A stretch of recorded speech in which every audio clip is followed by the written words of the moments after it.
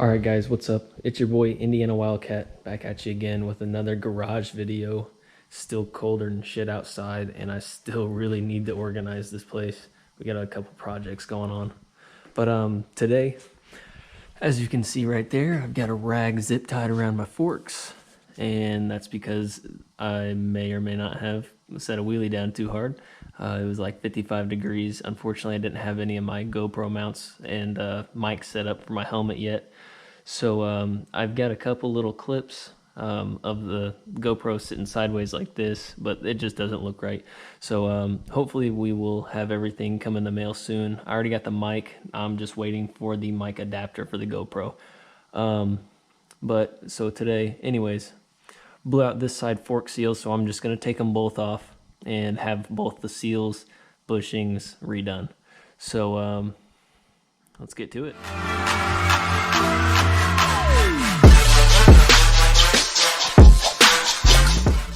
Alright guys, so basically where we're at here, I don't have any sort of way to hang my bike from the ceiling, at least that I have set up currently. So I'm kind of going to show you the ghetto way to do this. Right now I do have motorcycle stands, so I've got the back up first. You always want to do the back up first. I don't know why, that's just what I've been recommended. And then I've got the front up.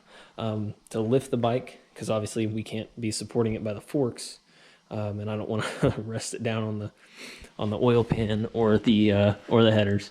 So to lift the bike, we're actually going to be doing this real ghetto and using milk crates. When this had just sliders on it, it worked the same way. So what I'm going to do is I'm going to stack the milk crates up underneath the cage here. I'm going to use a microfiber to brace it so it's not scratching the cage or anything. But we should be able to set the bike down on the milk crates. So I'm going to go ahead and get those set up. Now that I've got everything set up, I'm just going to kind of show you what I've got done here. Just took a microfiber, folded it over once, got it sitting right underneath the lower part of the cage. I have done this before, and it worked out just fine. Obviously, if you've got a heavier bike, you're going to want to use something sturdier than a plastic crate. But this video should be pretty straightforward on you know, how to DIY take your forks off, because if you ever need your forks rebuilt, if you take them off yourself, you can most of the time get them done cheaper, rather than having the dealership or the shop take them off for you. So I guess we'll see if I can set this down while holding the GoPro, and it should work.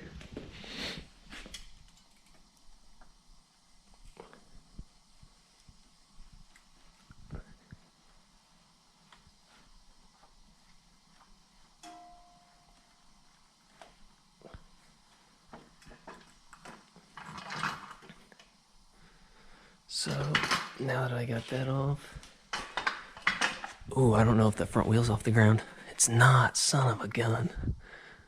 Well, we got to go a little higher. All right, just my luck. Got the back down, got the front down. Front tire's still touching, and by quite a bit. So makes sense.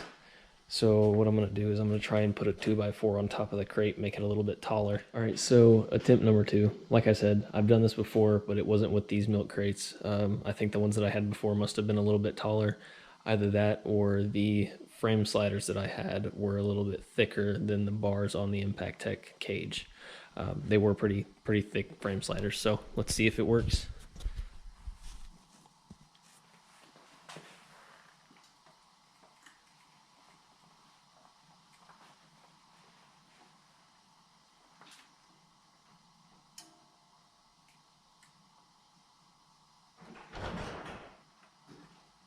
Alright, so I mean, front wheel's off the ground. I'm not gonna lie, that sketches me out. So I'm gonna find something. I'm gonna find something to set on that side of this 2x4. This side stayed flat on. So yeah, I'm gonna find something to put on that so so it stays down. But wheel is off the ground. And voila, like I said, guys, this is the absolute most ghetto way possible to do this. I don't think I recommend it, but this is what I've got to work with. So I'm kind of just trying to share that experience with you. water jug holds it down. There wasn't, I could literally put my pinky on that and push it down. So there wasn't too much of an offset. I wish I had like a flat board or something, but I don't. This side, like I said, this side wasn't sticking up. I just decided to put a jug of oil on there just because. All right, let's get started with removing the wheel. All right, so PSA, before you guys start doing any of this, every bike is different. The FZ's brake mounts are here and here for the front mounts, so I don't need the front wheel to be on the ground to take them off. Some bikes are different, okay? So look into how your brakes mount up before you lift the front end, okay? And then now I just got to take out the sliders. Every axle is going to be different to take out, so you'll have to figure out what kind of, what kind of socket, what you need to take your axle out before you start doing anything. But right now I'm just going to get the sockets out and, or I'm sorry, the sliders out, and I'll get back to you then.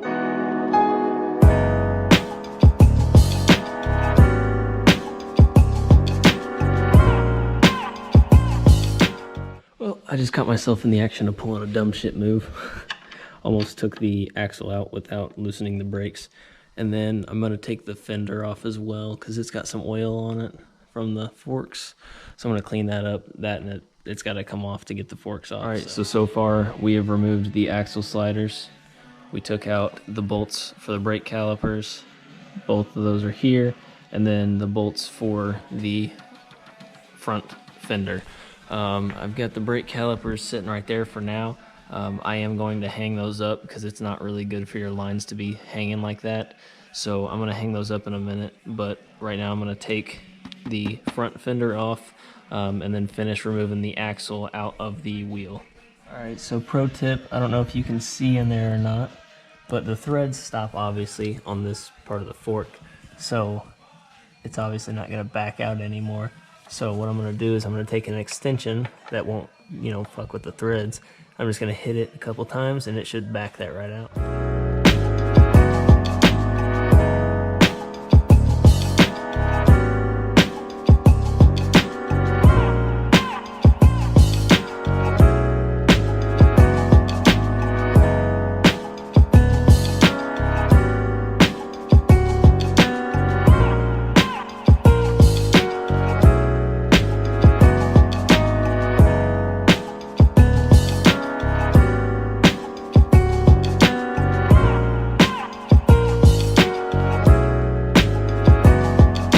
So after a couple good whacks, I do need to grease that. It's really dry, really dry.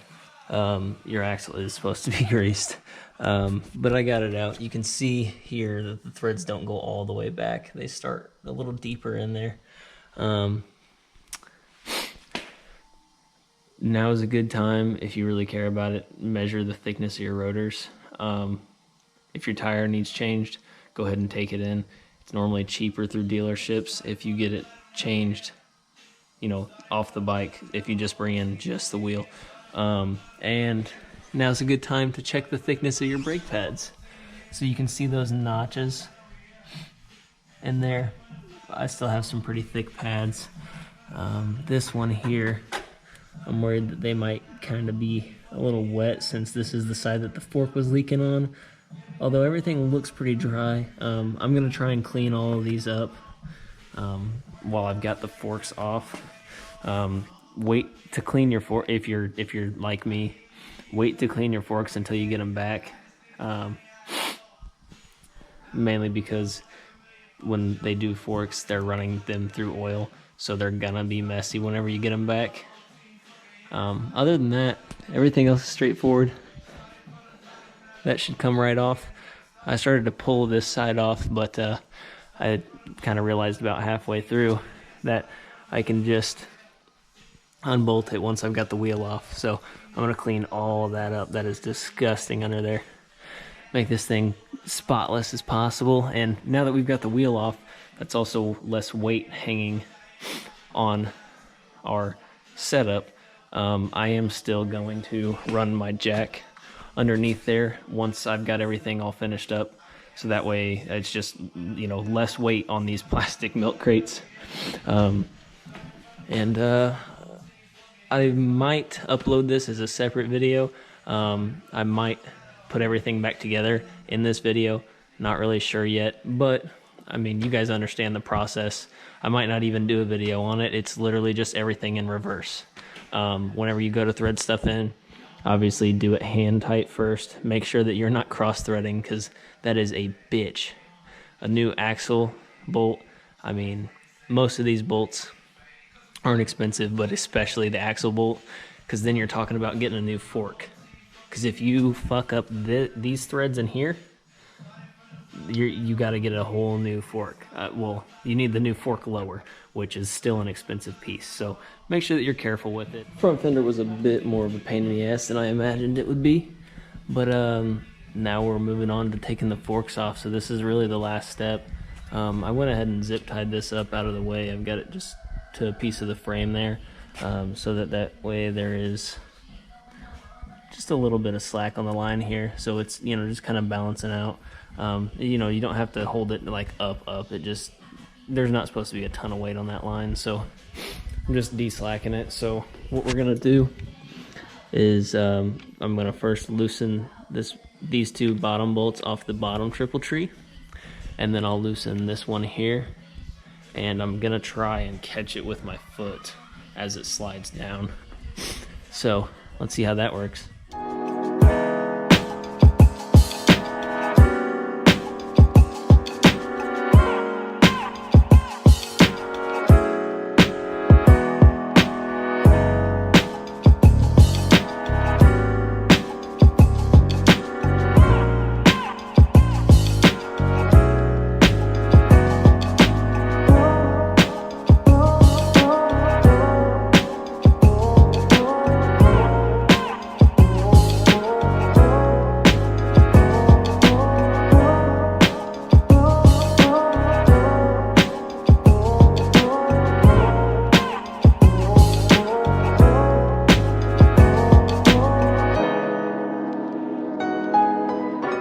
And just like that, we have a motorcycle that doesn't do anything. This was a weird concept to me. These are just kind of in there. I don't know how they're being held in, but they are. So that's kind of neat, I guess. I should mention, you do not have to take these bolts all the way out. You just need to loosen them. See, there's a gap there. They clamp the forks. That's how that works. That's why it's called the fork clamp or the triple tree, because you've got 3 holes in it, triple tree. I don't know why they name it that, but both forks are out. Just, you do want to keep in mind certain bikes have to go on the correct side. So threaded fork goes on the right side of the bike. This fork is not threaded, has the big opening for the bolt to go through. So threaded fork, right side, this one, left side. If you guys do want to see a reinstall video of the forks once they're rebuilt, put back together with new seals, throw it down in the description. Let me know that you want to see that kind of stuff. Or if you have any other suggestions of stuff that you do want to see. I'm thinking about doing bike reviews this summer. I got a bunch of buddies that are willing to let me ride their stuff, which, you know, huge shout out to them for being willing to let me ride their stuff like that. I'm not a mechanic. I'm by no means a certified mechanic. I literally have learned everything that I learned through doing it. So when it comes to like reinstalling the forks, obviously there are torque specs on those. I don't even own a torque wrench, so I'm not gonna be following that. I'm just gonna kind of guesstimate. If you have access to torque specs, or if you can call a local shop, call a local dealer, figure out the torque specs, and you have a torque wrench, I strongly recommend following the torque specs, because there's a reason they're there. I'm just going to give her the old ugga-dugga and see what happens, man. So, like I said, feel free to like, comment, subscribe. If you have any suggestions for videos, if you want to see something in particular, let me know. And, you know, I'm still new to this, so if you have any recommendations, that is greatly appreciated as well. All right, Wildcat out.